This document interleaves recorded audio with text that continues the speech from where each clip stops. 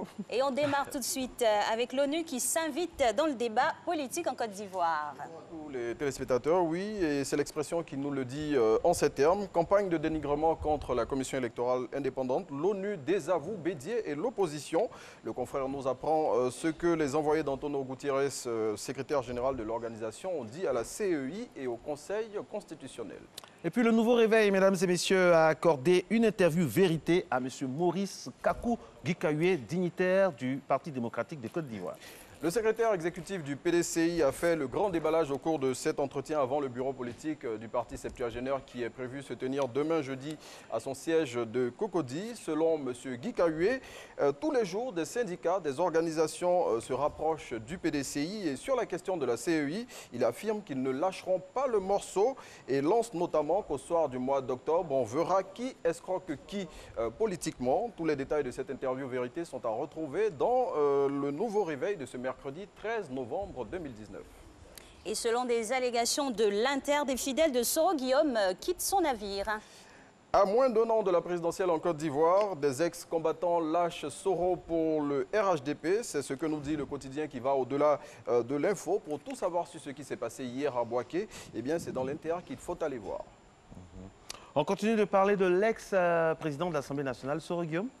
Et oui, et c'est dans Soir Info cette fois où les proches de Soro préviennent que dans le conflit qui l'oppose au RHDP, l'ex-PAN ne s'arrêtera pas. Et ils le disent de la façon suivante, Soro parlera et le monde s'effondrera pour certains. Plus de détails dans Soir Info de ce jour.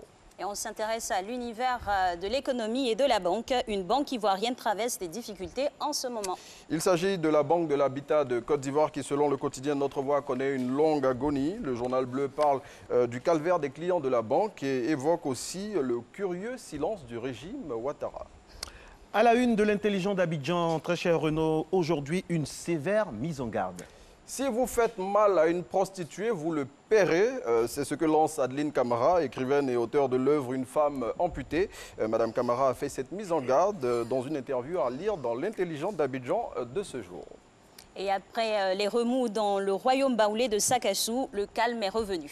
Oui, 7 mois après la crise autour du trône, le royaume baoulé a retrouvé sa sérénité. C'est ce que barre à sa une le quotidien le matin. Le confrère nous apprend comment la reine Akwa Boni a résisté à la tentative de putsch et le sort qui est réservé aux déstabilisateurs. Alors, mesdames et messieurs, très cher Renaud, une grande question existentielle, une très grande question. Difficile. Attention, est-ce que vous êtes prêts? Savez-vous à quoi sert le trou dans le capuchon des stylos? Eh bien, je vous ramène la question, Alix et Marco, et aussi à Salfo. Non, on va s'abreuver à votre savoir, c'est mieux. C'est mieux à la source Eh de bien, votre savoir. il faut savoir que ce petit trou n'est pas là juste pour le décor. Il sert à réduire les risques de suffocation au cas où un enfant, par exemple, avalerait accidentellement le capuchon. Comme quoi, c'est un instrument d'utilité. Quelque chose de très important. C'est un trou utile. Les concepteurs ont pensé à tout. C'est un trou utile, au fait. Un trou utile, comme tous les autres qu'on pourrait avoir d'ailleurs. Pardon? À demain 6h10 Merci. pour une autre Ça, revue c'est de une presse. très belle chose. Merci, merci. Mais Renaud, il faut assumer, hein, c'est un trou utile, vous parlez d'autres. Moi, vous parlez du trou du stylo, vous parlez de, je sais pas quoi, comme tous les autres trous. Les narines, ils servent à respirer. Ok, c'est un trou humain. Les oreilles, à Les entendre. oreilles. Et tous les autres orifices, on leur